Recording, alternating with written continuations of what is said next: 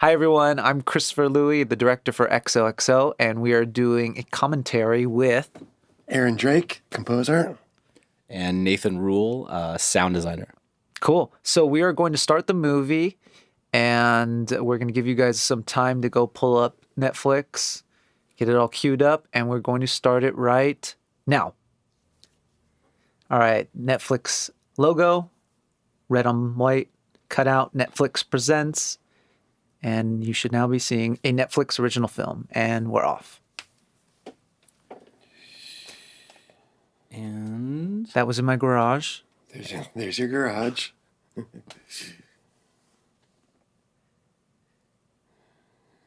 And here we go, master pianist hands. Master pianist, that's right. There's my first shot, my debut into feature film with my body. Yes.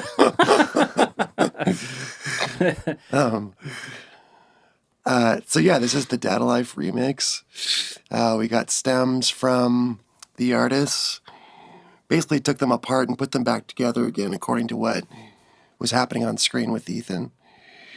Yeah, it was real important that we wanted to. Aaron, obviously knowing much more about music, worked on what I had shot and tried to correspond the song with, the knobs pushing, the RMX kind of knob twisting, etc. Right. So he's pulling up the hi-hats, taking down the kick drums. And then Nathan, you did a lot of work too to really amplify those sound effects, I feel like. Yeah. We, a big part of the mixing process is kind of taking what you guys have done and then making it feel like it's more in the space and making it feel like it's actually kind of, this is a really unique sequence in a movie because it's kind of meta. It's like there's the sort of music and there's the needle drop music that came in, and then you're working with the score, and then it gets integrated into the scene, but it's literally him making the music. So there's sort of this great combination of things happening to make it all feel real. I'm curious, where did the Ableton project, what was that something you built out specifically, or was that Michael Bruin's, or what was that? Michael had sent me a Ableton project that he had been working on of a remix. And then I used that as a template, and a friend of Aaron, who he had met at Red Cat at some music theater. Yeah, Hal Bergstresser. Yeah, who was really big on Ableton, came and just spent a day with me and showed me how it worked, showed me all the bells and whistles. And I told him, show me everything that's as visually interesting as possible for the screen. So that is actually stems from the song that from the Data Life song in that project file. But, as far as the actual functionality of what we were looking at, corresponding to what he was doing, I don't really. Yeah, that's sorry to magic. Sorry to piss you DJs and real, music snobs off, but movie magic, like Nathan said. Movie magic, yeah. Aaron, do you work in Ableton? I do a little bit, but for composing, it's a great live tool. I've noticed. And I really stopped doing live performances fully, maybe 3 or 4 years ago. I have a weird art project out right now that was just in London called Holoscenes, and we did all of that in Ableton. So cool. It's such a versatile tool.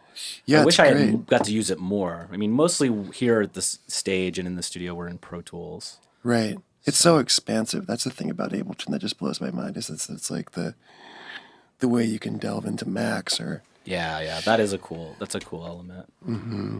So this opening, it's weaving in and out, and it was built this way, right? And there's some score elements, and there's needle drop elements, and then it's almost all. I would say it's like, what did Zig call it? Scorch. Right. Scores. So it is weaving out, but the kind of underlying principle here is that all of the characters have these themes that we introduce that all come together and make All I Ever Wanted, the song that goes viral, that gets Ethan booked at the festival. I love this scene. It's cool how that there's this sort of, one of the amazing things about EDM is that it's sort of so much about remixing and pulling things apart and putting them back together. And that's kind of what's happening in this opening. It's like you're taking these songs and deconstructing them and then working with score elements, and so Yeah, I think that's an I issue. love that it's like doing that right from the start of the film, and that's kind of even in our design and score and everything. That's actively what's happening. I think it was a perfect way to put it, Nathan, when you said it was sort of like a meta opening, right? Where it's sort of like we're doing exactly what they're doing, right? In terms of And this also establishes a thing that we worked on a lot, and that Chris, even before we started working in the post-production sound part of the process, that Chris was really thinking about space and how we're moving in and out of space, and we're moving in where sound is in the computer, and then it's in kind of more score and moving all through. Here's the big monster opening.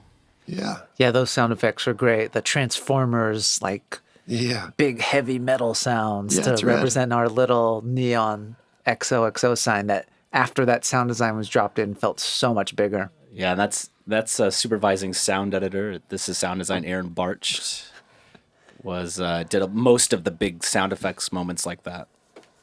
Beautiful. Yeah, it was a huge lesson. Coming from a music video background, I obviously knew the interplay between visuals and music and dialogue, but all my sound design I'd done on my own in very limited capacity by what I could pull from, whatever tiny sound effects library I had, or like stuff that I Yeah. downloaded from freesound.org. And working with Aaron and Nathan, you really see how much sound is this invisible storyteller throughout a movie, yeah. especially in this movie. I mean, even right now, we're listening to it without the dialogue, and it's just like, it's kind of mind blowing, like how much of this story is still there. Yeah. Well, the song, the music. Yeah, I've told everybody this. Like the music in the festival is like 50% of the movie. Yeah, right. Yeah, I heard at some point, are there like 80 music cues? That's what someone said. Like with all the shifts and changes. Yeah. And Yeah. I think there's 40 just for score, so there's that's probably wild. 80 with, Wow. like, Thank everything. you. I put Aaron through a lot. Yeah, there was one scene I think where we had like Oh, we'll 35 get there. drafts Yeah. or something. Oh my gosh. It was real important that for this scene that we just go as bare as possible, because this is like the calm before the storm. Once this movie starts, as anybody knows who's seen it, it's kind of relentless in terms of the pacing. And so this, I just wanted to be really simple, just focus on the dialogue, and then we're going to jump into it. which is funny because this is, I think, the roughest dialogue scene in the movie. Yeah. So there's some inside info. We had to work on this one a lot. Right. But I think it came out okay. It sounds great. There's always, every movie, there's like some scene. It was just the nature of shooting. There were like people with lawnmowers in the background and wind and, Well, I think the weirdest thing was it had a really weird reverb to it. Yeah. There was some echo or something inside that car. Just the nature of its design had weird sound. Did you guys have to ADR that at all or no? No. There's a few ADR lines in here, I think, but it was all story related, if I remember right. Yeah, not inside the car. It was outside by the trunk. Right. What is this track? Zach's. Oh, yeah, right. Pete had sent me this kind of late in the edit.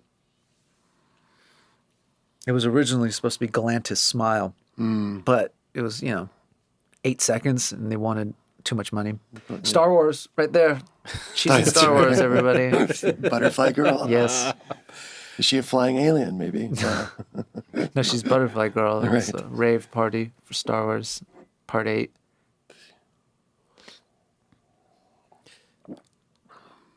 You can hear the Foley. Oh, yeah. So I don't know if people know this. Sound is sometimes called the invisible art in film and in general, and so much of what we do is recreated in the studio, and things that you would think would just be like, oh, that's just something that happened while they were producing the movie and they captured it on set. It's not really possible to be captured, and so there's footsteps and cloth and all this stuff that we add back in order to kind of recreate the reality of the film that wasn't there. So you'll hear that. I always think of it in terms of like a saturation effect in some ways, right? Where it's like you have a bare structure that you have to rebuild and sort of recolor in some ways, right? Yeah. I mean, it's like, the nature of capturing something sort of changes it oftentimes, and so you kind of have to add elements back Yeah. to kind of, make it feel, and a lot of times even in this movie we're trying to make it feel larger than life. Yeah. You know? Yeah. Well, one of the biggest, I had mentioned this earlier, like how much by surprise your mixing did for the movie. How much by surprise it took me was the first mix I saw. Like obviously the picture didn't change at all, but I just literally felt like, oh, this feels like a real movie now. And all you had done at that time on that first mix was mix the audio and put like verb on them, put them in the space. Yeah, But just the first dialogue pass, Yeah. just kind of adjusting the production audio. it changed the feel of the movie so much. And it's such like a thing that I'd never thought like, oh, I really need to get this dialogue cleaned up because it was audible before. Yeah.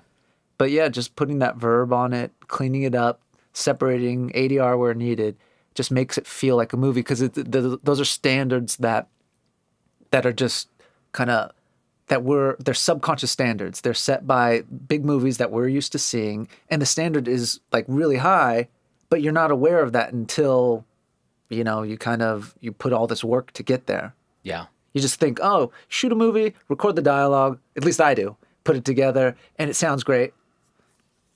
Done. Yeah.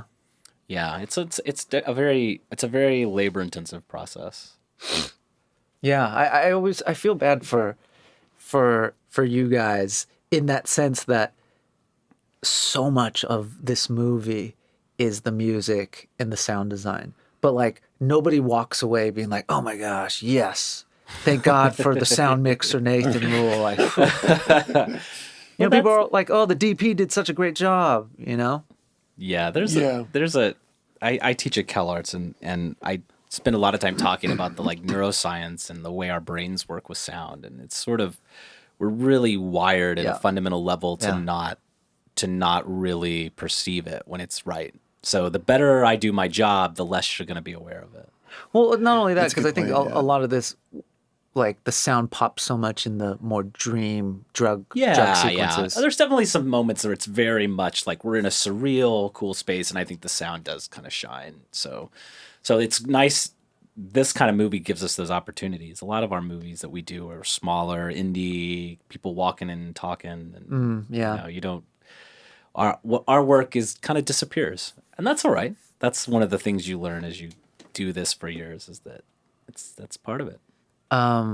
We just blew past some awesome Lebanese music that Aaron made in one shot. I remember I just sent you the scene, and you were the one. I was gonna just use like needle drop stuff, and you're like, "Oh, let me take a pass," and you did. I was like, "Sounds great." Yeah, that was a fun thing to research. I was listening to a bunch of like traditional Lebanese like folk music. Oh, but it was both. Like if you go back and listen again, guys, you'll hear that it's Lebanese like folk music in the front, and then mariachi stuff in the back. Ranchero music in the back.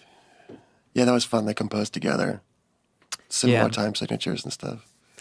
This was actually a little tiny mini drop that Michael made we timed it 45 minutes. Michael was like, "Do you want to hear let's see how long it's going to take me to make a big room kind of bassy drop." And I went outside, talked on the phone, came back in, and he was done. That's awesome. I wish Michael was here. Yeah, I know, right? Man. He's coming tomorrow, you said? Yeah. I love this track so much. Yeah. This whole sequence I really Keys and love. crates. It's so good. I think this is probably my favorite cue out of the film. Although I'm not totally sure. I love the colors. Yeah. What are they drinking? Not to totally dive Pink lemonade. Oh, nice. I just wanted like, oh, really? They were like, "What do you want to drink?" I think they came with water. And I was like, no. We need to go get some like pink lemonade or some soda. Or I think it was like Fanta.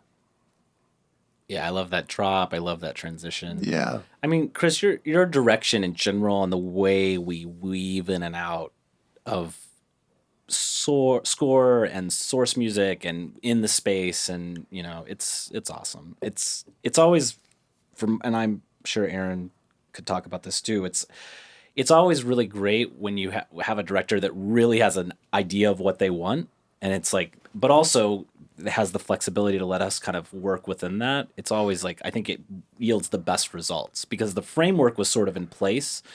And so we weren't spending a lot of time trying to figure out what we were doing. We could just really go after what we were trying to do, you know. So like how should the music be in this moment or that moment? I just love how it turned out. Yeah, that was kind of a crazy thing about the scored parts of it. 'Cause it's like there was really no temp music laid in. No, I didn't have any ideas for the score because, like, you know, what's an electronic music movie score? The only ones that could Right. that came to mind were like Spring Breakers, Right. which was Cliff Martinez, and that tone of Cliff Martinez. While I love it, it's totally off base. Yeah. for Very dark. This. Yeah. Yeah. Yeah, I think that's one of my other favorite things as a general about the movie is that I love the way the score comes in and out, and it's sort of seamless with all this other music that kind of exists, and it all kind of lives in the same world. Yeah, that was conversations I always had with Aaron and with Zig. Zig is our Zig. Do you know Zig Gron. Zig Grom? He's our music editor. Amazing guy. I didn't think we needed one because I had always had this very clear plan of I want all the music to go in and out like a DJ set, or like sorry, not in and out, just in and out seamlessly. And when Zig came in. And these are all conversations that I had with Aaron. So all of those in and out points were already there. But Zig came in and also polished them up a lot better. Yeah, a lot of beat matching stuff happening and making Yeah. adjustments. Yeah. Yeah, he did a subtle time really stretching. great job. Yeah. He's good. And here, this is Aaron's track. I think we went through a bunch of iterations of what would play on the bus. Yeah. Because they're chilling out. So I didn't want stuff that was too party, but also didn't want stuff that was boring. And so what did we end up with? Kind of like a trappy? It's a little trappy. Yeah, exactly. I think we were joking earlier that it was my ode to the Eurythmics, but Oh, yeah. And there's the sound of the clock. We did Yeah, a that's few good stuff. iterations of that. I was inspired by that sound of those old mechanical clocks that like my grandfather had one, you know, and it was like literally it would flip down just like in the graphic. Yeah. And so we kind of like found that sound and then we just amped it up so it had this like intensity to it. yeah, there's a crazy like distortion on it, isn't there? Like Yeah, yeah. It's sort of starting with the natural sound and then adding layers in to kind of make it surreal. Yeah. I really love how it turned out. Yeah, the reverb's perfect. It's great. It feels really like ominous in some weird way. You know what I mean? Like, Yeah, yeah, it really does. It's another Some- quiet scene. Some, the thing about these quiet scenes too, it just totally tripped me out last time I saw the film was that, was the last time you saw it at the premiere? no, it was the next night at the, Oh, yeah. just the face acting. There's so much face acting in these. Well, it's because it's close-ups. I didn't do many close-ups in the first half of the movie, and kind of saved them more for this scene. And also, I mean, I'd like to say that was all like, oh, my brilliant design, but that room was, you know, the size of a medium-sized closet, Right. so we didn't have many options. But yeah, that was important to. Because so much of this scene is what's not said between them. I mean, Tark's spilling his guts, but the dad isn't really saying what he's feeling. Yeah. So that's why I wanted to do the close-up on the dad's side. And something we haven't talked about yet, but you can get a sense in this scene. We had a loop group, which Wolfie. is Wolfie is a leader of this loop group that I've worked with a lot called Loop Group 360, and they're like they do a lot of indie work and studio work, and it's just a group of actors. For those of you who don't know, it's a loop group is essentially a group of actors that do background acting. Yeah, all those So- people back there. Yeah, so like in a scene, like there's a certain amount of layers that were picked up and set, but then there's a lot more people than what we really have recorded, because to pick up the lines that you want on set, everyone else ends up being quiet, but then in real life, everyone would be reacting and doing stuff. So we actually bring in a group of actors and then they do a bunch of layers of additional, like just talking and background sounds to add in. So, and there's a lot of that in here.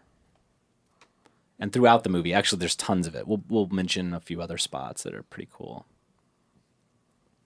Yeah, I had a lot of fun working with the loop group. I'd never done that before, and it's fun just having a group of people and being like, laugh, cry.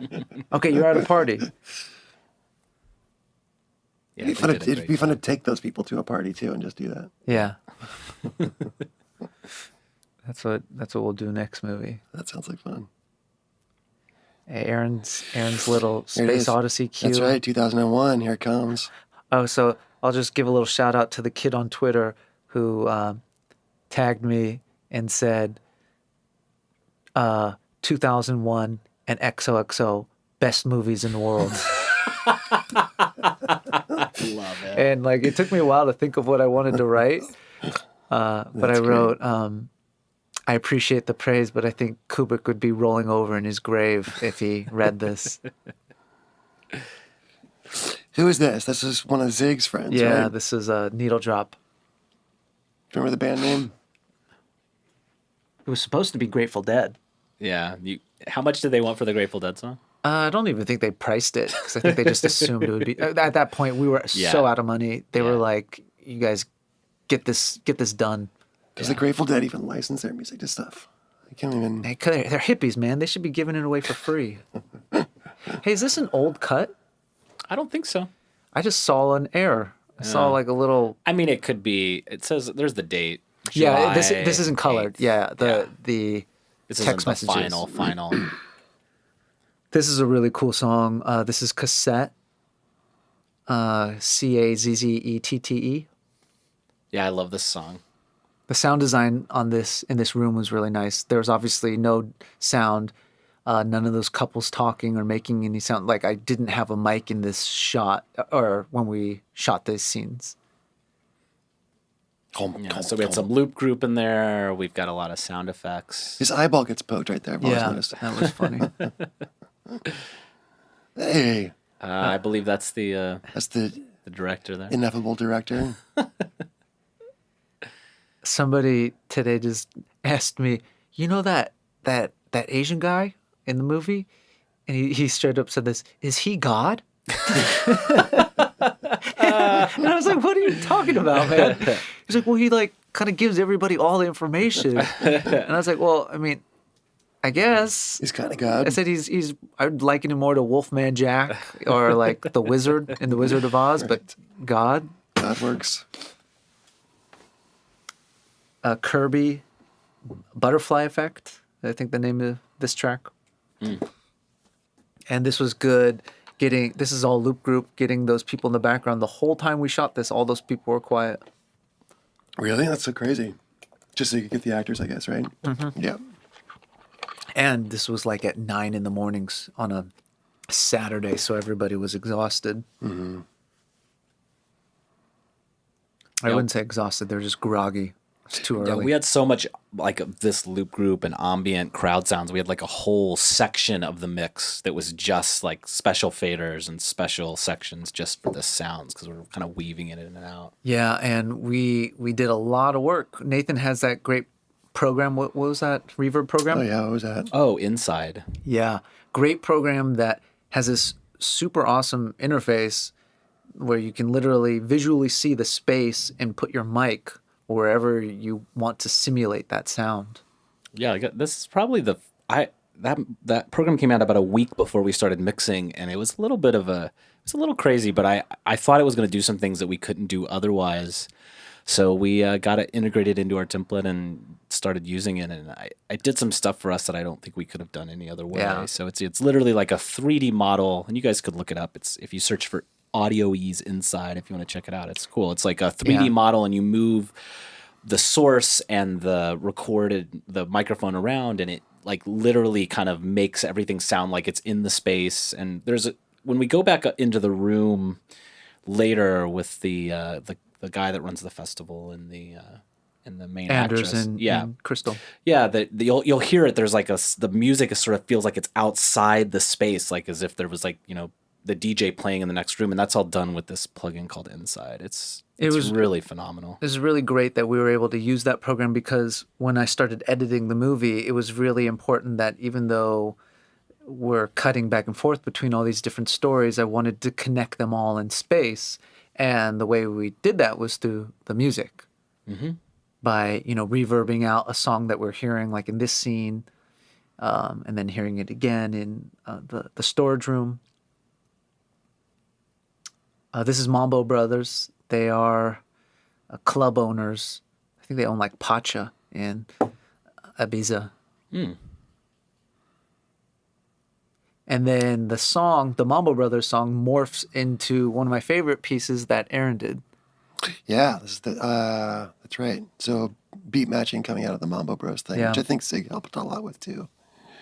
Was kind of tricky. I guess the cut kept like shifting a little bit, but once we got it dialed in, it was great.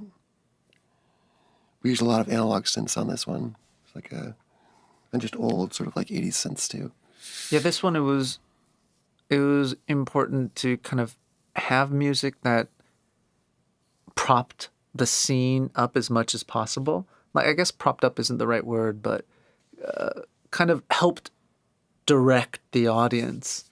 And I think it's great. The levels is just hidden under, so it's not too heavy-handed. I remember one mix that I showed to, I think a couple people who were part of the movie at WME. I mixed it. I made the mistake of mixing it at home on my shitty speakers, and it was way too hot, and it just felt so heavy-handed. Yeah. It felt like, oh, you're trying to manipulate me with this music. But then that was my own mix, and then Nathan obviously did a way better job. Yeah. So Yeah, it's a great piece. Yeah, there's Crystal's theme coming back in again too. Originally, that was designed to have a secondary theme that would sort of intertwine with Ethan's. This is Hitchhiker. Hitchhiker is a Korean K-pop producer who has moved into like more experimental electronic music, and this was Love yeah. that. I love that. I just wanted crazy music that was at the festival, and he sent this first pass. It was great. Yeah, Is he it's in LA? awesome. Where is he? He now lives in the Valley. Oh, okay. One of my favorite moments in the movie. Yeah. So funny. I know some idiot reviewer was like, my favorite movie is when he points out the vacuum cleaner, showing just how dumb these kids are. You know, something like super my negative. God. I'm Calm like, down, dude, dude. yeah, please. Oh man. I love the vacuum cleaner. I know, it's the best. It's the best. What's so great about it is that when it comes back later in the movie, Oh, Yeah, yeah, it's that just was like, that oh. was totally by accident. so satisfying though. That so wasn't designed. satisfying. Where is that vacuum cleaner too? I I'll have to get I asked Dave, the production designer. He doesn't know. Was it functioning? I don't know. Love this sequence. I love Yeah. this. Love the sound. That horn jump in the song was, you know, I think I had already laid it in, and then this scene happened. I was like, oh, I got to cut to a different song for that moment or do all score, and then we just kind of found that horn crescendo in the song, and it worked great. Yeah. So these guys also gave us the stems, right? And then we Yeah. went and did remix, and then Zig cleaned it up and Yeah. things like that. It was great. And then we just continued the song. You can hear it all reverbed out in the background, like Yeah. it's outside of that room. Yeah, there's the inside plug-in again.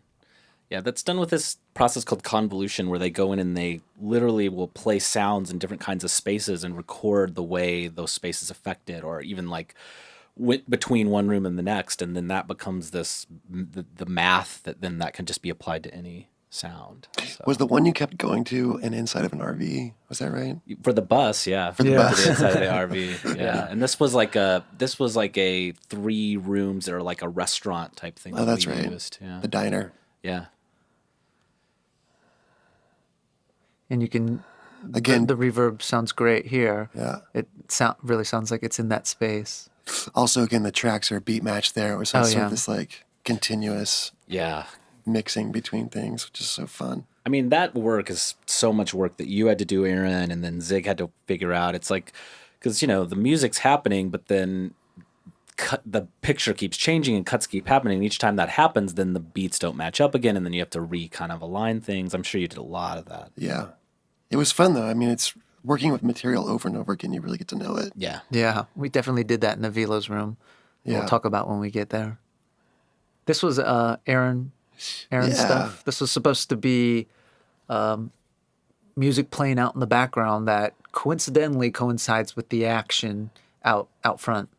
Right. So we had this sort of like build on the drums, and it drops to this kind of like Yeah, that's this. And this is, explicitly dark yeah, it's really cool. It's really cool, tension bed. and it definitely feels like it's there. Yeah. It feels that concert feel. We used another program called Altiverb. It's the same people that make Inside, and more commonly known, has been around forever. But yeah, they have these outdoor kind of slappy reverbs that really sound like when you're at a festival.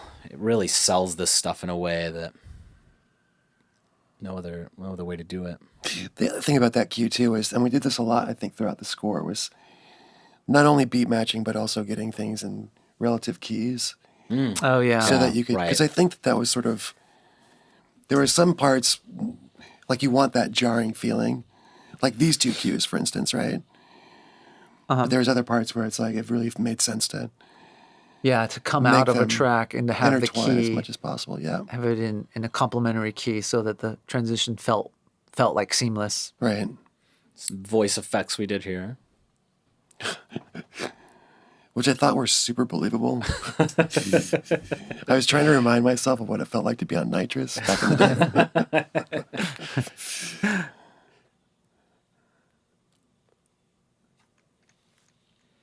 I like that reverb out on that. Yeah. Aaron and I tried music here I'm a bunch of glad we times. didn't. I'm glad we didn't do it. Yeah. It would Again, have been too like heavy-handed again. Is that thing, right? and again, this goes back to what I was talking about how important the silence is in this movie because it's so wall-to-wall music. Yeah. All these moments are tons of loop group and crowd sound, like dozens of layers to like build this. Yeah, It sounds so huge. I know. It sounds. I don't remember it sounding this big in the movie. Yeah. I guess because all attention's on it now. Yeah. By the way, we're listening without any dialogue. Yeah, we're listening to a special track called the M&E track. We make it for the international markets, where they erase. We go in and we erase all the dialogue. Erase, meaning we do a lot of work to fill in all the dialogue with ambient, so it's just like it disappears and then it gets dubbed with different languages. So that's the version we're listening to. So it's just, I very rarely actually get to listen to these for any other reason than to finish them to send them out. So. And here is our first Tarek. I don't know what did you ever give this a title? I think it's called Butterfly Girl. Is what it's on the cue sheet. But even when it comes back later on the side of the No, hill. then that's Tarek's theme. So Yeah. this is Tarek's theme essentially, and we'll return to it later on the side of the hill when he opens up to Crystal. Star Wars. Star Wars. I like these sequences. I think they play really well. Yeah, for they're sure. fun. Yeah. They're just making me And smile. Look at You them. see the characters. That's great. What's So f- classic. What's so fun about them too is that like this is actually a pretty fucked up situation, but everybody's having a good time. You know, it's not like the Ohio stampede that happened Yeah. with the Yeah, Who. yeah. Like nobody's gonna get hurt in this. Yeah, Some right. kids are gonna get in free to the festival. Right. Maybe Butterfly Girl may scrape her knee. Chopper. This guy's so funny. Yeah, LaMonica. Awesome. So good. You can hear that background music. I don't even remember. Oh, that was I think it one was of Free Pete's, right? Sound. Yeah, we had this crazy. one cue that was it was the Creative Commons license was explicitly okay for us to use it, and it was just a concert festival background. It was like Yeah. 10 minutes long or something. Yeah, we use it so much. Yeah, we used that quite a few times, and we just needed to have that quality. So it's cool. It's really cool that people are doing those kinds of recordings and getting them out there. So this was a fun little thing. We took that festival background, and then we also used another thing that I think we got from Free Sound, which was just a really distorted 4/4. Got that and beat matched that 4/4 to match the tempo of the Odessa song, and layered all of them. So it goes from background music, beat matched, and then turns into the score. That's great. The score being the Odessa track. Love this song. It That's is so one good. of my favorite songs It's on great. the soundtrack. It takes such a right turn, which is so awesome, right? Mm-hmm. Yeah. Here's some nice Foley there. Yeah. Footsteps. And again, we use all those reverbs. So that's all recorded in a studio, those footsteps. And then it's, we go and we find a reverb that's of a hallway like this, and it sounds like it's real. I love the transition here. Yeah, too. as we get into the room, then you really like feel it. Yeah, and then the bass drops. For anybody who's listening to this right now, I would suggest, if you haven't already, watch the movie on the best possible sound system, or at the very least with headphones. Don't ever watch on a laptop with laptop speakers, please. Because so much of the experience is the audio experience, and it's cut in half with shitty speakers like that.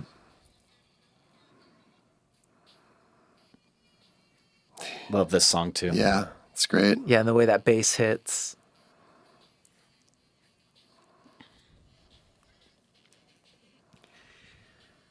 Those were all really great sounds for the sliding in and out of the map graphics. And this song was, I found this random, oh, actually, no, this kid named John Wade, who used to work for Pete Tong, sent this to me. It's great. I forgot this kid's name. Some young kid from Hawaii. The song was called "I'm Friends with 25 Letters of the Alphabet." I don't know what that means.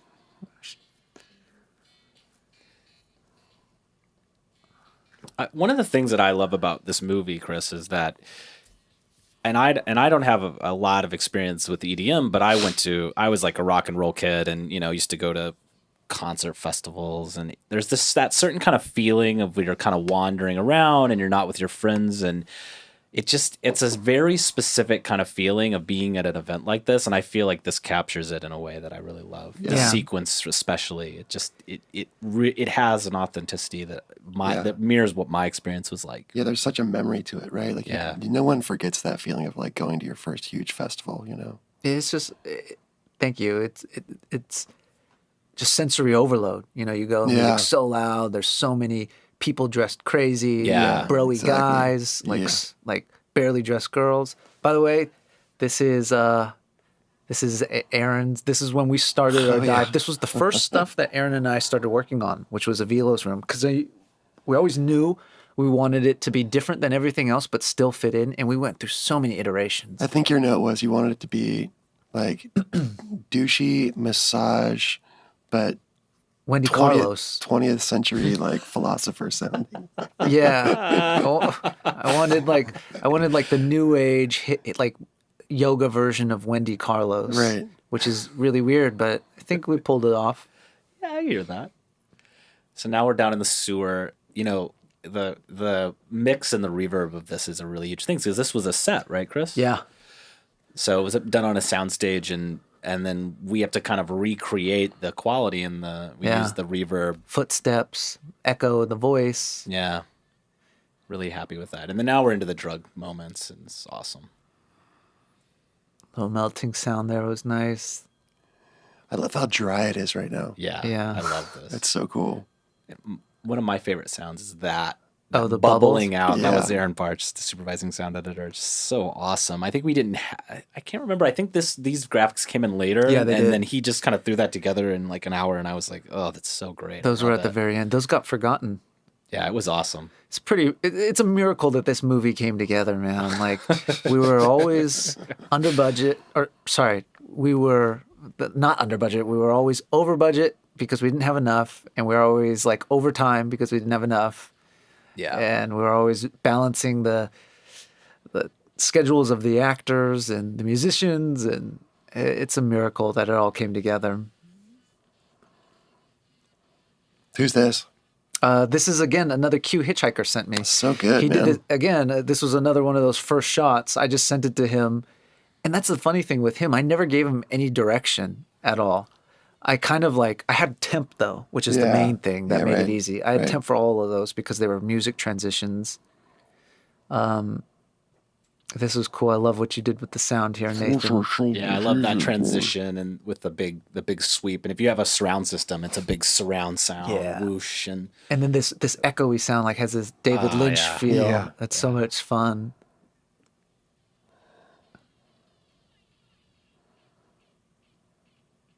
yeah, this whole sequence is so Yeah, cool. it's great. I love that actor. I love this moment. Yeah, Chris's that's my brother, brother. So so crazy. amazing. One of my favorite moments of mixing the movie is the day we came in to do some touch-ups and your brother came, Chris. Oh, and yeah. He was here on the stage dancing. It was so great. What a sweet guy. Yeah. And then I love this little chord progression. Yeah.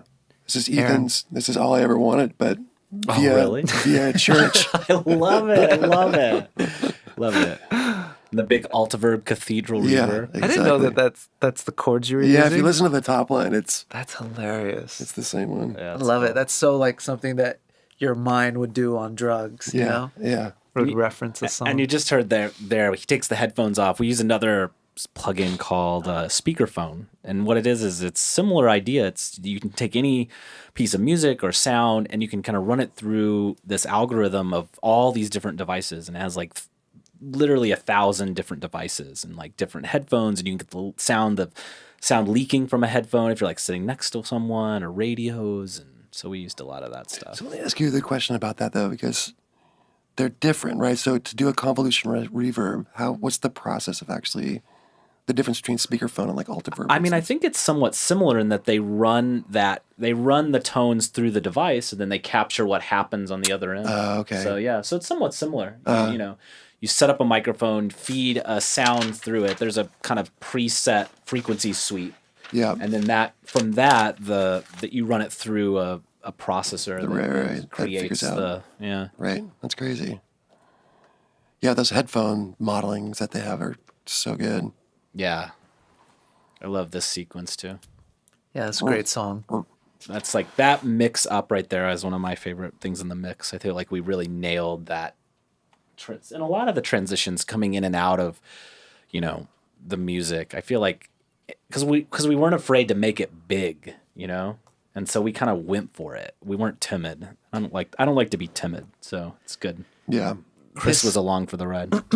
This was the music here. I really love it. I think it fits the tone perfectly. This was one of those like multiple iterations that Aaron kept sending to me, and This one was fun because we talked a lot about arpeggiating or orchestrating for different instruments, arpeggiations in electronic music. yeah, right. Keeping it light, dancing around the characters, right? And sort of, Yeah, the tone of this Sort of is like supposed to be swirling, and they're running circles around him, but also really cool right. and a little not intimidating, but just like, you know, this is cool. You're in a cool spot with cool people. It's great. It's dope. He's Yeah, dope. yeah. And you could believe it would be something could be playing, but it also has a score quality. Yeah. Listen to my new Philip Glass record, guys. Oh yeah. How did you make this, Chris or Aaron? This one was fun. I did a mock-up score with, just like MIDI. I used East-West instruments and then brought in string players. Oh, cool. Yeah. Yeah. So Really? I didn't know you brought in real Yeah. string players. Huh. Totally. sounds great. I've got a couple people that can double on instruments, so we did like a small string trio. This is my favorite song. I know I said that about Odessa, but Odessa was probably my favorite song, period. But I love the way this song plays in this scene. Like the tone of this song is like that. It's kind of dark, and she's lost. She's frustrated, but it still has a good party vibe to it. Yeah, totally. And then when it transitions into Ray and Shani underneath is really cool. I'm trying to remember. Did we did all the text sounds, right? Did we redo those, Chris? All of them? Yeah. Or did those come from you guys? No, I think I don't Aaron think did those. Didn't Aaron he? did all of them. Yeah, Aaron because Barch, supervising sound editor, he did a great job on that stuff too. It's distinct. I like it. yeah, you guys definitely did because we didn't have those in until you guys started the sound process. And then this is starting to get into the Ray and Shani darker stuff. Yeah. Oh, this is a cool little thing. We originally had classical music here, right? Yeah. So these next two cues, when they're coming out of this VIP lounge, were sort of based loosely on this Stravinsky piece called Histoire de Soldat, and also Rite of Spring. There's a Yeah, passage in Rite there of too. Spring was the next one. Yeah. So with that, it's basically just taking the sound set, the pitch set, and then graphing them onto sort of like the previous arpeggiated patterns. Another great sound moment here. I love this. Yeah, this is so good.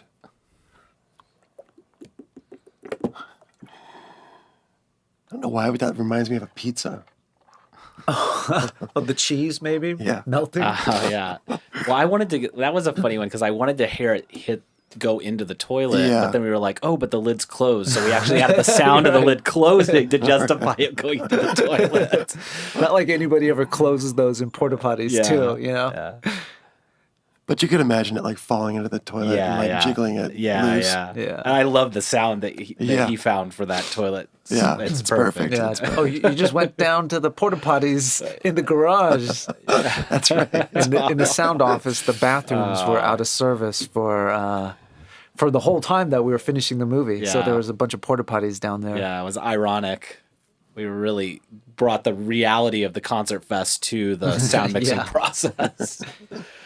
Yeah, I love the whoosh and all Yeah. this sound design stuff. This makes the fall more realistic. I don't hear the big like kind of droney air sound. Yeah.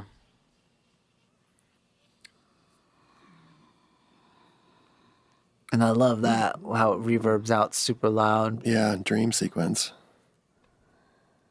They're driving through Burbank, right? Yeah. Yeah, that low sound. This is a stereo down mix, so it removes the LFE channel. So This was So this, does that mean to the stereo people when they watch the movie won't hear that? well, this version at least. This is the M&E, so we did it a little different. So any people listening in India won't be able to hear Listening to this particular stereo down mix, though I think normally they do their own stereo down mix. Okay. This is kind of an extra. So here's a big transition. I love this too. I love the visuals. It all works really well.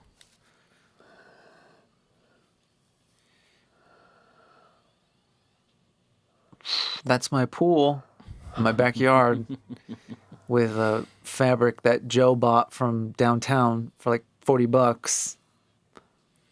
And this was a big collaborative thing too, because there's score that kind of weaves it together, right, Aaron? And Yeah. then Zig came in and did a lot of really nice music Yeah. editing to kind of make it all work in the Totally. transitions, and then we added in a lot of sound layers underneath. It's that really that cool. section is just like was so fun to work on. Yeah, I'm sorry, I forgot to mention that in that whole section in the car, that light, like keyboard or kind of synth playing, which was Yeah. following the chord progression of the You and Me track, Right. was really nice. Yeah, Yeah. totally. And then the fall into the pool, I think, is like sound wise one of the most fun things for me. Yeah, It's like definitely.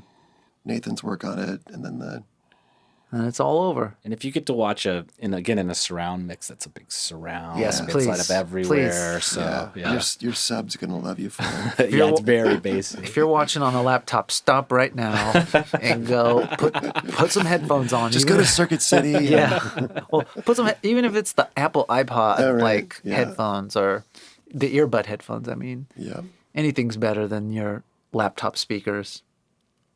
I say that, but last night I was watching Narcos on my phone in bed.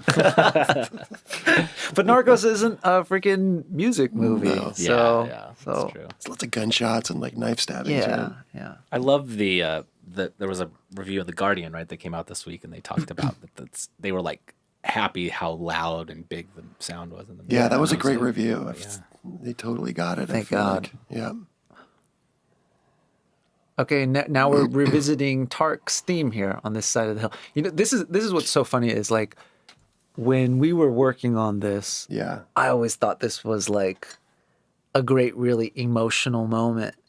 But when we watched it at the premiere and the next night at the other theater, Yeah. everybody laughs at this, Right. which is so funny that obviously the music is supposed to be more emotional and intimate, but that people would see that as a joke, which Yeah, is so yeah. it's hilarious how it plays differently. Yeah.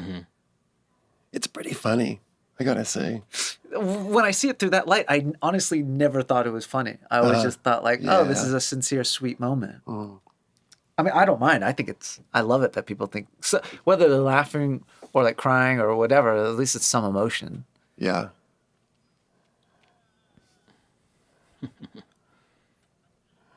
Also, what the actor brings to it is pretty hilarious. Yeah. Ludwig, He was great. Yeah, love the he's- bells. Yeah, the bells are Love the perfect. song too. This is really good. Super simple. Yeah, think that's the what we kept idea- doing. We kept stripping away. Exactly. I think I kept trying to push it too much. Yeah. And Yeah, then- there were so many instruments in your first pass, and I was Yeah. like, let's just like break it down. Yeah. But it was great because now it's like there's a theme that comes with Rain Shanty later, and it's sort of like the score is very bulbous. It's almost like cloud-like. Or there's like these like little like, you know, sort of crescendos and decrescendos of sound. That's nice. Yeah, I love this song. I feel like this song sums up the feeling in the movie that like you're too young to have control over your life, but you're too old to listen to your parents, and that middle ground. And I feel like that scene sums it up really well. Kids who think so much that they know what they're doing, but have no idea, and that's like that transitional period that everybody goes through. I like this score, this piece of score That was too. good stuff. This was So based on the cool. Rite of Spring was our temp. Yeah. And I'm really glad we went this direction with the more electronic version. Yeah. And I love how it echoes back to the last few cues too. It's like we're sort of it's transitional in that it's like still has this orchestral quality, but now it feels more electronic. Yeah. it's Yeah. cool. This is Fatboy Slim. Everybody needs a 303. What was so cool? This was always temp because I had no idea we'd be able to get a Fatboy Slim track. But also, this was like one of my favorite songs growing up. Yeah. And it was so cool that we got, I mean, obviously Pete Tong was able, he Yeah. knows Fatboy Slim and knows his manager and was able to get it for a reasonable price. Yeah. It's such a good track. Yeah, it's so good to this, it's such a ridiculous drop, but it's so good Yeah. for him to have it be such a big moment. What's so funny too, I mean, the title of the track just reminded me that without the technology, a lot of this music just wouldn't have even happened. Yeah, no shit. I mean, all those squelches are basically them turning a knob on a 303. You know, like What the No, the, that- the builds? What's a it's the- squelch? it's like you'll hear it like he's going. For those who can't see, Aaron's making weird faces and pretending to turn an invisible knob on the table.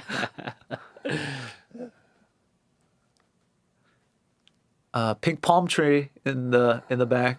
Yeah. Well, this for my room. This is Yado.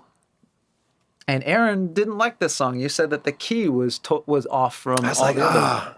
I don't know. I just felt like it makes sense because the transition is like you're going to such an extreme different place in the scene. But yeah, I originally wanted to try to replace it, but I'm glad we didn't. I like the song. I do too. It's definitely grown on me. I think it's the vibe of it is right for where we are in the story. Vacuum cleaner, return. And Galantis, peanut butter jelly. God, this song is so good. This was, again, temp. And I was like, oh, we're never going to be able to get this. But lo and behold. I love the editing in this sequence. Yeah, that's great. This was fun. So I had done the first edit of this movie, and this scene was like, it was all right. And then Debbie, who ended up being the main editor I worked with, she's like, we really need some close-ups here. You don't have any. And luckily we had a reshoot scheduled, so I went and did, well, that's all reshoot right there. I gotta say too, Nathan, that move is It's so awesome. If anyone's listening, it's like, Oh, from the in the room to yeah. score, or score to in the room. exactly. It's so great. Just opens up so perfectly. Yeah.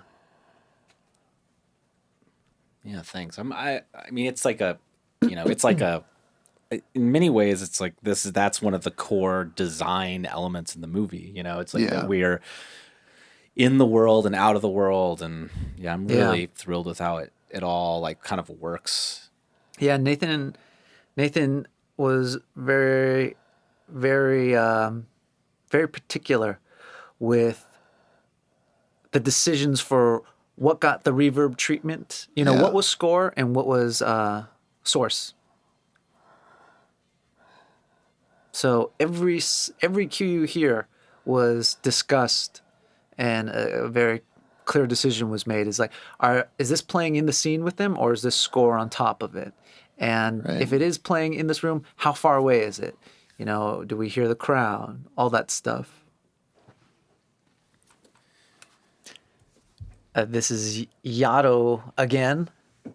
This was originally supposed to be Marshmello, who's like a new trap producer, but it cost too much money, and it was such a short usage for the amount of money it would have been, so we recycled Yato. Mm-hmm. No music. That's all Foley right there. Yeah, that was a last minute cue. I didn't like This- it, so I sent it back. The Foley artist redid it with metal steps. So Oh, up the nice. stairs? yeah, What were they Was it wood? like cement stairs? yeah. Wood? I think it was just sort of wood or whatever. Just generic steps. It was fine, but it was like it turned out good. And, This yeah. was real fun to have this be silent because pre-failure, I thought like if music was in it, it would have So would have anxious. signaled, not Yeah. not signaled, not foreshadowed the bad that was going to come. right. Some more score coming in here Oh, yeah. subtly. So It's good stuff. we had gone with something that was more dark and ominous for this, Originally, yeah, and then we decided to go more light, right? yeah, we wanted it to not signal what was going to happen with that as Exactly. much. Yeah, I like that song that you did here. Yeah. This one also has those vocoded raindrops in the background. Oh yeah.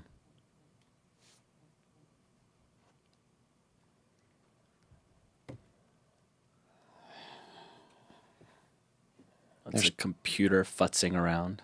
Little Foley sounds. Feedback on the Yeah, mic. yeah, we Yeah. could put that in. This was another Michael Brune. Like, this was actually You have just 20 minutes. well, this was the intro of that song that he made Oh, the really? drop for. Oh, that's funny. Yeah. So what happened is he made this first. I was like, oh, I just need a real high energy, kind of big room, 4/4 kick. And then when I needed that drop, he's like, oh, I'll just build a drop onto this. And this is another big collaborative one because Zig, the music editor, did a lot of work kind of figuring out how to go in between all these elements. And he did a bunch of, kind of did some sound design on this, really, like did some musical manipulations. And then we took it and put it in the space and added our own stuff to it too. So Yeah, this was fun. Like, how fucked up could we make his set be within the realm of like Believable, right? of reason. Like what shortages or not shortages, what kind of problems could the mixer be giving him that would be doing all this shit? yeah. Yeah. The 60 hertz hum in there is great, Nathan. Yeah. And then this was funny, Nathan. We were all like just pulling the plug Yeah. right there. Get off the stage. You're done, It's a kid. Classic. A sound I love from my rock and roll days. Yeah, that's like a 1/4 inch being Yeah, plugged. yeah. That's like a guitar getting yanked out of an amp. But it works. And something, all through these underground scenes, we're playing too with the sense that the festival's kind of up above them, like they're underneath and, using. And then score coming in at different moments as well. Yeah, this was the scene, or it was the scene right before where we decided to not use any of that outside music and just go pure score. Yeah, it's a great sensation, like in the different underground scenes, how close their proximity is to the different parts of the festival. Drug guy, my bus buddy. Who is this playing, Chris? Alok. Oh This yeah. is some Brazilian kid that Pete recommended.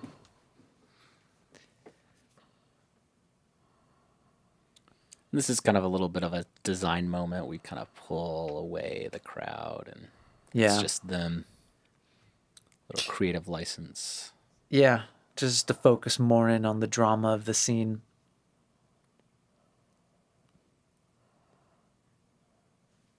How did you get hooked up with Michael? And he's such a part of this. Michael Brune? Yeah. Michael did the song Halfway, which had an ARP that really inspired me when I was cutting the teaser for the movie. They got the movie financed. And then Pete Tong hooked me up with Michael after I had finished the first rough cut.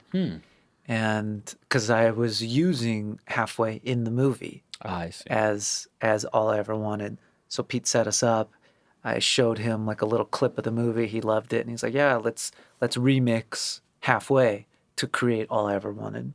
And then we ended up just creating a completely different song, Yeah. inspired by Halfway. That was really Nice nice. score. Yeah, good crystal kind of theme. Yeah, crystal interpreted theme. through a little bit different environment. Yeah, that one was fun. There's also parts of Ray and Shani's theme that you'll hear in the next scene with Ray and Shani come in. And let me just give a little shout out to Showtech. Short from Showtech gave me that track that you guys just heard for free. Oh, nice. Yeah, it was a single that was coming out around the same time as the movie, and he came to visit when we were doing the color correction. I was like, "We need a song right here." He's like, "Oh, take this." It's nice because it's a little different quality to some of the other songs in the movie, and I like that it sort of adds another style of music in. Yeah, it's just a hardstyle, variety. right? It's hard style. Yeah. Yeah, style. and it feels good in that shot with the like wide shot, and we put the verb on there, so you get that big sense of the festival, Right. distant quality. It's a perfect song for that. It also sets up the douchiness of you.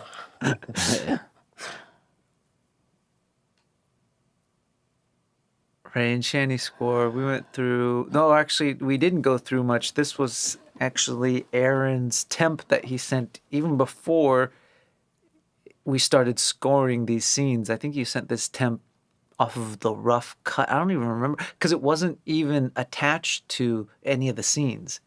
Aaron, when we first started talking about Ray and Shani, were one of the first scenes or stories that we wanted to make music for, and Aaron just sent me like 3 mood pieces. Yeah. And this was one that I really loved and used that as my temp score. And we kind of just never got away from it. We altered it, obviously. This is an updated version, but That's great. It's got a little bit of Eno influence. It feels. Yeah, that's true.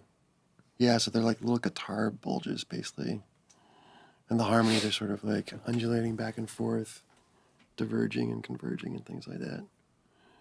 The piano top line was a thing that we added later on. was it that dum dum dum thing that we just heard? Yeah, so there's a 3-note phrase that sort of diverges, sort of trying to tone paint their sort of divergent life paths. This took us a lot of passes for something so subtle that not many people will ever take note of, but this moment right here, right after she delivers this line, we hit a sustain. Right here. And there's like, that was one thing where Aaron and I kept going back and forth on that. And there was like this little organic kind of sounds in there that he gave me on the first pass. And then when we started cleaning it up, they went away and we kind of kept, how loud should that be? And it was a lot of work put into that. But I really love that moment at the end of their scene. It's like the end of their story. And we hang on that sustain string and it brings us into her thing, which is a different key, but I kind of like. It was nice. We originally were thinking of having both of these scenes be in the same key, or at least complementary keys, so that we could transition in and out. But they're different. Yeah. Yeah, the shift is important, I feel like. You know what I mean? It's like, Yeah. It's a different tone here in the beginning because we start a little bit like, hey, things may be good. We don't know that he's a complete asshole just yet. These pieces, I think, too, illustrate, Aaron, because you have a classical background, and then you're also, we share that we're both Cal Arts. We went to California Institute of the Arts, both for graduate school. Yeah. Which has this strong electronic yeah. kind of component to it, which you were involved in and participated in, I believe. Right? Yeah, so for sure. It's interesting because I feel like I hear both those things in moments like this in the score, and it really works for this film especially. Yeah, it's cool. I think what This sustain was part of that too. That was part of that package of songs that you sent me. Or the just a piece. sustain was just like, it was an old recording I'd made of the same violinist that I brought in for the overdubs on this. We had done these long, sort of like almost 3-minute glissandos up the instrument, and then it was a matter of just like clipping out certain parts of it and refabricating the sound file. And then I love how it transitions into this Galantis song. It's just a little bit off. It's like the note. It's just a little bit different. The dissonance is great. Yeah. Mm-hmm. And obviously this musical moment, I think we're all in awe of. Yeah. Did you expect to get this song, Chris? This was one of those songs because I wrote this into the script. It was one of those songs where I was like, we have to get it. Like, if I have to drop all the other songs to make this one work, it's worth it. It's such a visual moment too, right? I mean, like the sort of visual effects on it are just so like perfect for the tone. Yeah. It was just like one of those things when I was going through the script, Dylan had sent me a draft and like I was obsessed with this song. And I was like, oh, this like reminds me of that moment in Magnolia when everybody, or reminds me of the way that Amy Mann's song in Magnolia. Yeah. And then I was like, oh, they hit their low point and we can have like a golden light kind of shine the magic of the night behind them. And there's God visiting after the light has shined on them. But that moment, like from every time we went through that in the mix, it's like it still gets you every time. You're just like that sort of whatever it is that when a song and when music like just works with what's happening in the moment, it's so powerful. You know what's funny? I always felt that way, but then when we watched it in the theater, I didn't feel like the crowd was vibing in the same way. I could be wrong. Well, I was. Thank you. We talked about this, Chris, that the movie in a crowd has one feeling, which is appropriate because it's a movie about a concert and it has that energy. And that was an energy that was very present when we had the big screening here in LA. But then there's this other experience that's kind of the one alone, which you know very well and Aaron knows very well. I know very well because we spent a lot, dozens of hours alone with this material. And that's also, I think that was the sort of feeling that I always had with it. Was this more of a solo experience? It's fascinating. On Twitter, a bunch of kids I've seen say like, OMG made me cry. XOXO just made me cry. Stuff like that. That's awesome. That's great. Oh my God, OMG can't stop crying. I don't know if they're literally crying while they're tweeting that and watching the movie at the same time, but maybe they're thinking about crying. Well, for me, mixing this movie, it was pretty intense. And by the time we got to this point, I was crying because I was so glad we were almost through it. Not that I wasn't enjoying it, but we covered a lot of ground very fast. So it was a whirlwind. But it did feel like when we reached like this part of the film, we were like, okay, we're in the home stretch and we're gonna make it. We've gotten through all the hard stuff. Now we just get to mix these beautiful songs and that was cool. That was crazy. It was a lot of work. Yeah, I remember the first day. Huh? Yeah. I remember the first day just watching the time code tick down, just like, oh my God. Yeah. Well, the first day Nicole was like, "Are we gonna be okay? I was like, are we gonna be okay? We've got a week. We'll be all right." Mixing a movie, like you think, I think, I'm sure there's movies like a really simple, at a dinner table, Yeah, like dinner in with bed Andre. with people, driving in a car, like Yeah. movies like that. Like, yeah, you bang that shit out in 2 Right. days. But this is a very complicated movie with sound and the Yeah. music and the interplay between all of Yeah. those.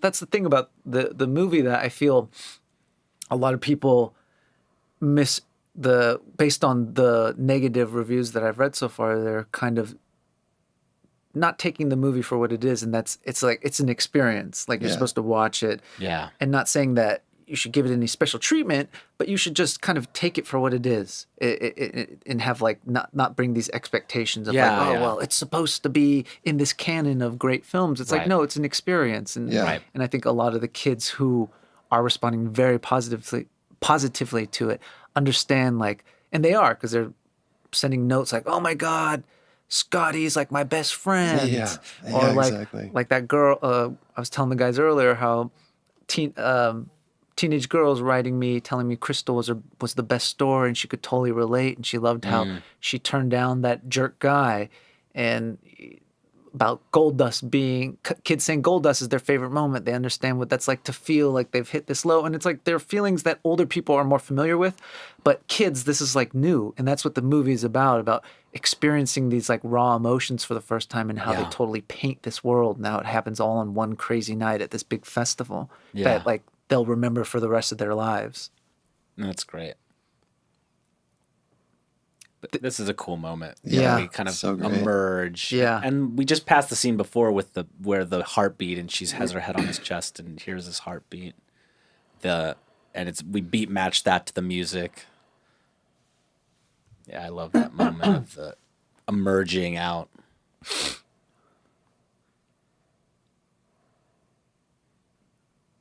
Now this song also. This is another This is a favorite. great song. It's fun shooting this too. And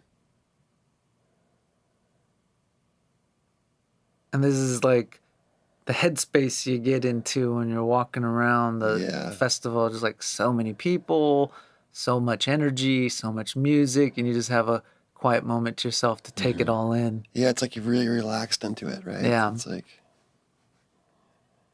Well, it's the first time in the movie that both of them are being really present. yeah, that's a good point. And I think that's why festivals are such a big deal now, because, digital is taking over our lives. Like there's not many excuses to get out and just be around people and in experiences like this.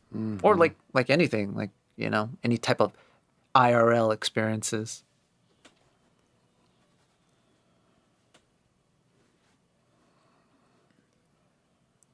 There's the transition coming up too. I'm really happy with how it turned out. Yeah. Yeah. We get that, like, there's a certain quality. Here it comes. That was an extra bass boom added in. That the track isn't that loud. And for all you wondering, this Jai Wolf is actually kind of a remix. So the drums in this Jai Wolf song aren't really like, they were not made for a big room kind of main stage blowout like we used it in this song. So Aaron rebuilt the drums and just kind of laid new samples on top of Jai Wolf's. And I think you changed the key too to match the previous Odessa song, right? Yeah, I think we raised it like a half step or a whole step. I forget exactly, but Yeah. And then that kick is way fatter. yeah, the kick is super fat. Did you replace the snare too? I don't think we did anything to the snare or the hi-hats, but the kicks, there's like 6 layers of kicks in there. Nice. When we first talked about the movie, Chris, like the first time we met, I think we talked about the idea of what happens in this moment, which is that feeling when you're at a concert festival and it's like it's so loud you can't hear Yeah. the people around you, and Yeah. you're like, and how it's all just kind of becomes muddy, like it's, and you're so just sort of surrounded by everything. I feel like we really got that in that moment Yeah. right there, and Yeah. I'm so happy with that. Yeah. feels so real.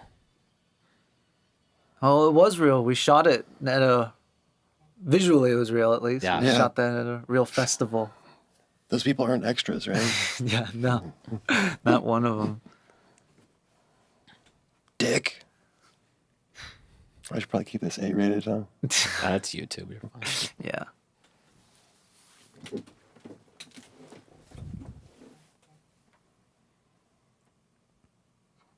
It's another one of those quiet moments that we just went with the loop group, right? Because we had originally built a sort of like steep kind of intro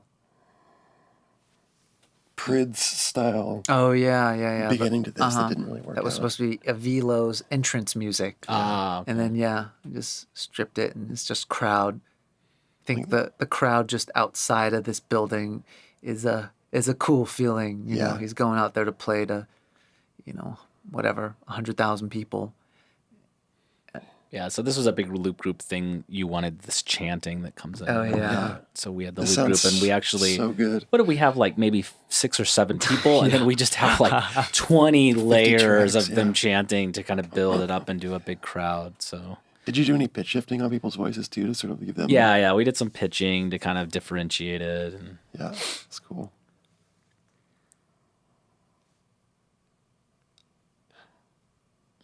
I love all the background commentary from like the Chopper character. Yeah. It's really funny. He's such a hype man, right? Yeah, So great. that's all he is. He's like a little, Here it is. Avilo. Avilo. Avilo.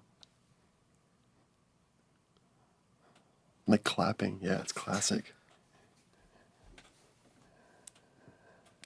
I think that actually in the track we're listening to, it's not there because it has English in it. So we actually have then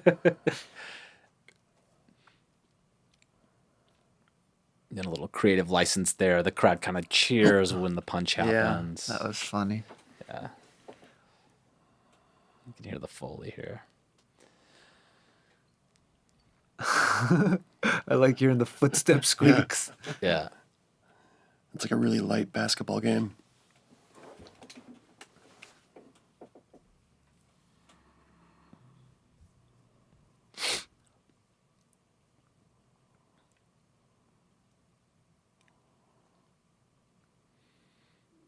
And out of the sewers. And again, good. Backstage. Yeah.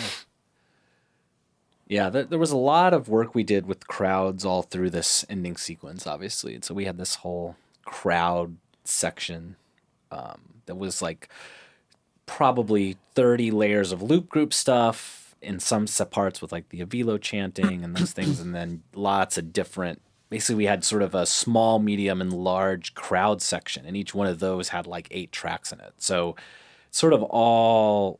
the whole crowd section is probably about 35 or 40 separate audio tracks that are weaving in and out as groups and individuals. So each time you kind of come to a different space, it's like you're getting a little bit of a different perspective or a different feel of the crowd. And How that do you was all- go in terms of panning and things like that too? Do you specify like medium group is more center? Or? Yeah, we do a little of that. A lot of that's done with how it goes into reverbs. So we'll, the way we send it into reverbs will kind of bring it into the space in different ways. That's cool. I love the bass. The big piano. Yeah. The bass keys that come in. And these are these the chords for All I Ever Wanted? No, but the arpeggio that comes in is the same arpeggio. Yeah, this was a last minute ad. Yeah. We didn't I have love anything this. here, and then we were mixing it. Yeah, and I was just like, Aaron, we need something here. Yeah. I love how this ends up feeling. You're like, is it out in the crowd? Is this music that's Yeah. playing in the distance, or is it score? And then Yeah. it sort of moves into a score place. It's Again, it's it so was a great awesome. collaboration for I sure. love it. Yeah. Yeah, it was all inspired by the classical music that was used in Terrence Malick's To the Wonder trailer, which is Andy Quinn, I think his name. Yeah. And it's this like beautiful kind of string arpeggio. And I was like, oh, we should try to do something like that. Yeah. And this sequence that's coming up, this was a we mixed it a lot, and then Aaron went and made some tweaks, and we mixed it again. Yeah. It's just like this transition going up. I'm pretty happy with it where it turned out. Yeah. It's a nice place compositionally too, because there's a spot where each one of the themes comes back in the piece. So it sort of conceptually makes a lot of sense to me. And I also got to recycle it for that video I made. Oh, that yeah, right. XOXO in 3 Oh yeah, minutes. yeah. So here's the big crowd sound. Again, this is all built in post-production. That's so crazy. And we got we have the voice effects, so we can just take that's actually ADR. We haven't talked about ADR. There's quite a bit of ADR in the movie. That's where we go in and we replace lines of dialogue. We change lines of dialogue. We add things. So, we have a studio in New York, and we brought the actor in there and recorded. Yeah. Graham wasn't in LA at the time, so we had to remotely record him. Oh, perfect. And So that was just local, though. There was no ISDN or anything like that. yeah, we did it over Source Connect. Uh-huh. Yeah. And yeah, this is another great in terms of the key design element of this kind of things happening outside, and I really love how this turned out. Yeah. The filter on it. There's a filtering, or because it seems like it sort of slightly shifts when Yeah, the perspective sort of shifts. we mixed this a lot, and this Yeah. also used that inside. We used Yeah. inside again, that kind of through the wall quality. It was real important that we hear the lyrics here, or that it's identifiable, because it like signals, after the song, it signals like, okay, the clouds have parted, the sun's shining through, good Yeah. guys are gonna win. This is your sister singing. Yeah. She's got a great voice, man. Oh yeah, incredible. Yeah, we're shooting the music video for this song tomorrow or Sunday. Nice. This was a big thing. We added the chanting in. This is all loop group. God, Yeah. so fucking amazing. That was an improv and loop group, and it ended up being so cool. This is the part where I'm always like getting kind of teary. I don't know why. Yeah, it's just so so good. visceral. I love when he says "boom," and then Scotty ends it too. XOXO, boom, at the end of the credit roll. Tons of different crowd stuff in here. And a big part of the process is all about planning, so that like when we're in the mix, we have all those layers, so we can actually grab faders and try things and find the right balance. Some more nice distant sound. What is this track, Chris? Another Michael Brood track. This actually came into this section because when we went to go shoot this at the festival, Michael Brune made us a premix of 10 minutes because that's how much time we had on stage. And we actually played the rough cut of All I Ever Wanted to that crowd right at the moment that we were showing it in the movie. Wow, that's crazy. Oh, that's cool. And then this was the song that transitioned out. And since I had that 10-minute track, I just dropped it in. And That's then we great. cut it out of here. What was the response from the audience when those tracks were playing? They loved it. It's great. Well, also we had like Calvin Harris and like Yeah, yeah. bunch of like big hits at the tail end of that, or like after this song. I Yeah. think right after this song, we went into some big Alesso track. Yeah. But yeah, and another funny tidbit is when we were shooting this out in the crowd with Sarah, this song came on, the Dada Life track, Last crazy. Night on Earth. And I remember hearing it being like, oh my God, this song is amazing. I have to use it in the movie. And then I went back after we shot this, started cutting it, and gave the editor, Debbie, this song. I was like, let's see how this works for the end. And she turned this out, and it was so good. It's so good. I love this song so much. It's like, how could it exist without it?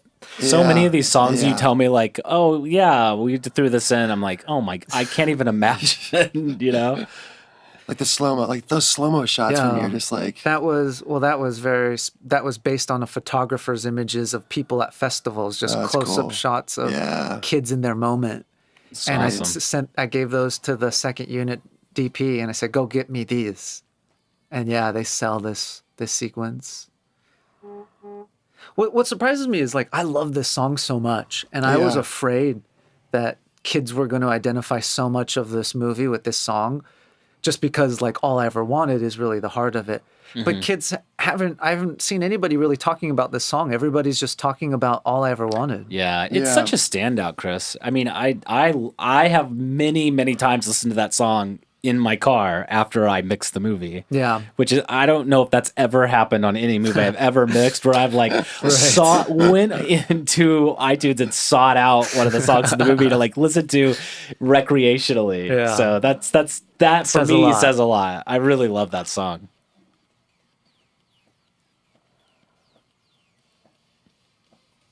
Yeah, this ending and this song, like really watching this now, I hope, like the movie's only been out 3 weeks. I really hope that the movie kind of lives on as this snapshot of 2016. Oh yeah, that's for sure. I mean, it'll be on Netflix forever.